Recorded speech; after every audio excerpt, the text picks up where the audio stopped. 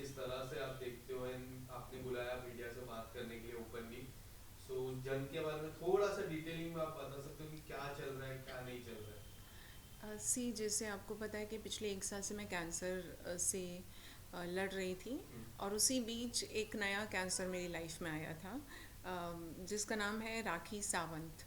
अ, मुझे नहीं पता था, मैं उसे पर्सनली आज भी नहीं जानती, वो क्या है क्या करती है मुझे नहीं पता। पर उस बीच जब मेरी कीमोथेरेपी चल रही थी पिछले 3-4 महीने पहले, उस वक्त इसका कुछ, इसके हस्बैंड और कुछ फ्रेंड्स के साथ इसका कुछ चल रहा था जो अब लीगल हो चुका है। तो उस दौरान ये मेरी सिस्टर के टच में आई और इसने कहा कि उसको उम्रा करने जाना है, तो उसको अबायास चाहिए थे। हम्म, सो शी सेड तुम मुस्लिम हो, मैं नया नया मुस्लिम कन्वर्ट हुई हूँ, तो मुझे थोड़ा सा कहीं कहाँ से लेकर आना है ये सब कुछ अरेंज करके दो।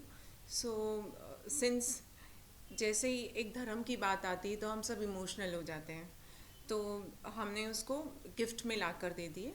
माई सिस्टर गिफ्टेड हर, और उसने पहने, जाके उम्रा किया, she came back, everything was nice. वो अच्छा अच्छा चल रहा था सब। हम्म, तो उसके बाद उसको जब उम्रा से वापस आई तो उसको फिर से हर बार मीडिया में जाने के लिए अभाया चाहिए था। So it was not easy कि उसको हर बार हम गिफ्ट में देंगे। तो आई सेड के कुछ इसका अरेंजमेंट कर देते हैं, कहीं से कुछ हो सकता है तो। So we approach one abaya brand. So they said किसके लिए चाहिए, तो जब राखी सावंत का नाम बताया तो सबको पता था कि वो अभी नई कन्वर्ट हुई है। तो फिर वही एक होता है, उनको लगा कि चलो एक गिफ्ट में दे देते हैं।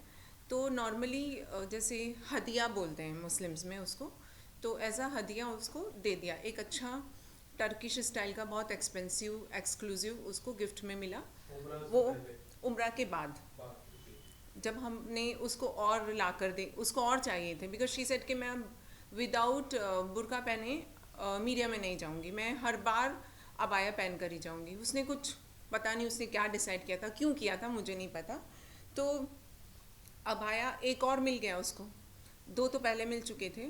फिर शी सेड कि मेरे पास कुछ वॉइस नोट भी है जो मैं आपको सुनाऊंगी कि मुझे ये भी चाहिए वो भी चाहिए।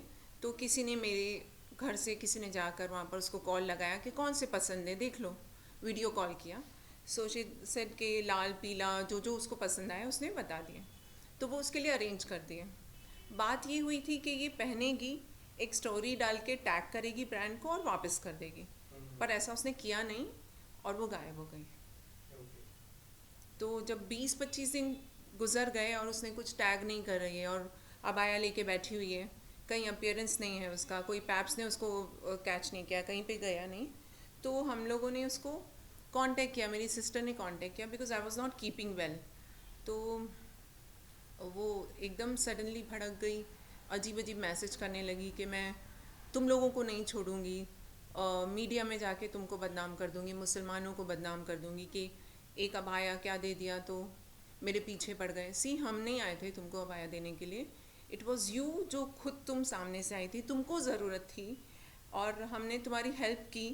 तो उसके बदले तुम ये करती हो कि तुम धमकियाँ देने लग जाती हो कि मैं सबको बदनाम कर दूंगी। सी होता क्या है कि स्पेशली जब वो राखी सावंत है तो लोग थोड़ा सा डरते नहीं, अपनी इज्जत बचाते हैं। लोगों को लगता है कि वो किसी भी लेवल पे आके गाली भी दे सकती है, किसी भी लेवल पे कंट्रोवर्सी कर सकती है, तो लोग अपने आप को बचाने के लिए दूर हो जाते हैं। और उस वक्त मेरी हेल्थ ठीक नहीं थी तो मैं ये सब चीज़ों से दूर ही रहना चाहती थी। और आज मैं अगर ये बात कर रही हूँ तो मैं इसलिए ये बात कर रही हूँ क्योंकि आज आप सबको पता है कि वो जो उसके ऊपर बुखार था मुस्लिम बनने का, वो उतर चुका है। और ऐसा नहीं है कि उसने पहली बार अपना धर्म चेंज किया है, वो पैदाइशी महाराष्ट्रियन थी, फिर बीच में जीसस को मानने लगी, आज वो मुस्लिम हो गई है। तो मुझे नहीं लगता कि वो अपनी लाइफ में कभी रिलीजन को लेके सीरियस हुई है। तो एक एक बंदी है जो राखी सावंत है, वो रोज़ ऐसे रिलीजन बदलती रहेगी और लोगों को धमकी देती रहेगी, तो ये अच्छी चीज़ नहीं होती। तो मैं चाहती हूँ कि लोगों को पता चलना चाहिए कि इस तरह के लोग भी हैं जो रिलीजन को यूज़ करके पब्लिसिटी भी बनाते हैं, कई बार लोगों को धमकाते भी हैं। बिल्कुल। मेरा सवाल होगा कि सबसे पहले मुलाकात आपको किस किस समय हुई, सबसे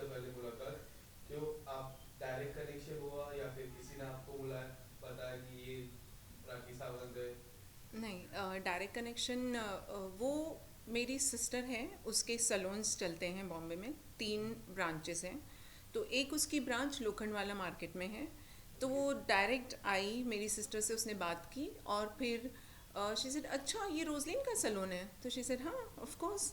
सबको पता है, जैसे हम मार्केट में कहीं रहते हैं तो लोगों को पता होता है कि ये किसकी शॉप है, ये कौन ओन करता है, तो उसको पता था। फिर उसने कुछ सर्विसेज ली, आई थिंक 25% भी पे नहीं करती थी वो सर्विसेज का।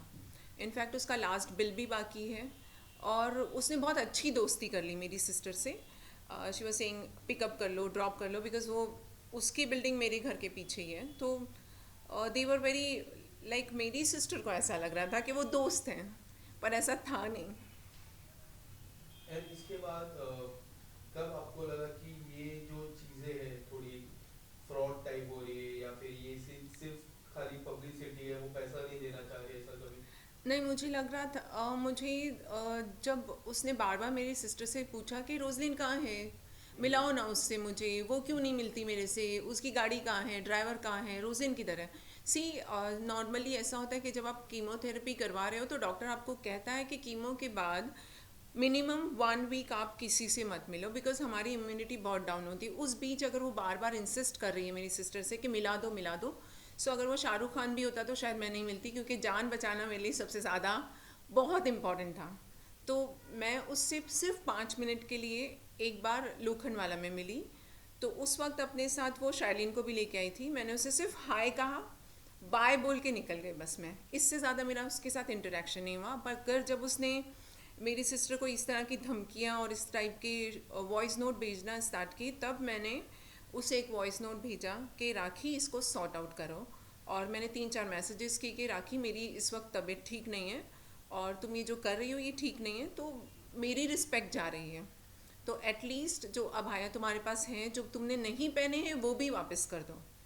तो उसने मुझे ब्लॉक कर दिया। लास्ट लास्ट बार फोन पे क्या बात हुई? लास्ट बार उसने कुछ मैसेजेस भेजे, उसके बाद वो गायब हो गई। उसने मुझे सब तरफ ब्लॉक किया। अभी पिछले 10-15 दिन से मैं देख रही हूँ, मैं इंस्टाग्राम पे से अनब्लॉक हो गई हूँ और वो मेरे स्टोरीज़ भी आकर चेक करके जा रही है। जो भी मैं बोलती हूँ राखी के बारे में, कुछ मैंने अगर कहीं कुछ बोला है, इससे पहले भी मीडिया में बताया मैंने। इस बीच कुछ इंटरव्यू के दौरान किसी ने मुझसे पूछा कि वो क्या चीज़ हुई थी तुम्हारे साथ, तो जब मैंने बताया तो वो स्टोरी मैंने अगर डाली इंस्टा पे तो मैंने देखा कि राखी खुद आकर देख कर जा रही है। और मैं ये सोच रही हूँ कि राखी का ज्वालामुखी फूट क्यों नहीं रहा है। जो बंदी बिना बात की इतनी कंट्रोवर्सी कर देती है, वो अचानक से मेरे मैटर में, जहाँ मैं उसके बारे में खुल के दुनिया के सामने आकर बात कर रही हूँ, उस मैटर में वो चुप क्यों बैठी है। नेक्स्ट स्टेप क्या होगा आपका? क्या प्लान है आपके?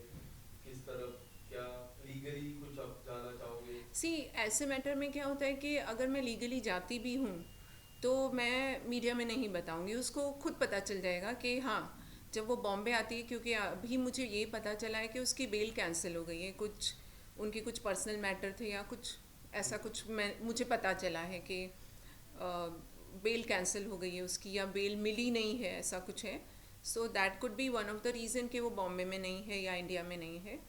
मगर मैं अगर कोई एक्शन लेती हूँ, लीगल एक्शन, तो मैं शायद मीडिया में नहीं बताऊँगी, वो मैं जाके कर दूँगी और जब वो आएगी तो उसको पता चल जाएगा, बिकॉज ये सब चीज़ें नहीं बताई जाती हैं। हाँ, एक्चुअली मेरे पास बहुत सारी वॉइस नोट्स हैं, लेकिन उसमें से मैं कुछ 2-3 आपको सुनाती हूँ जिससे आपको पता चल जाएगा कि राखी कैसे अपने रंग बदलती है। पहले अपना काम निकालती है, जैसे ही काम निकल जाता है तो उसके बाद में अचानक से वो चेंज हो जाता है उसका।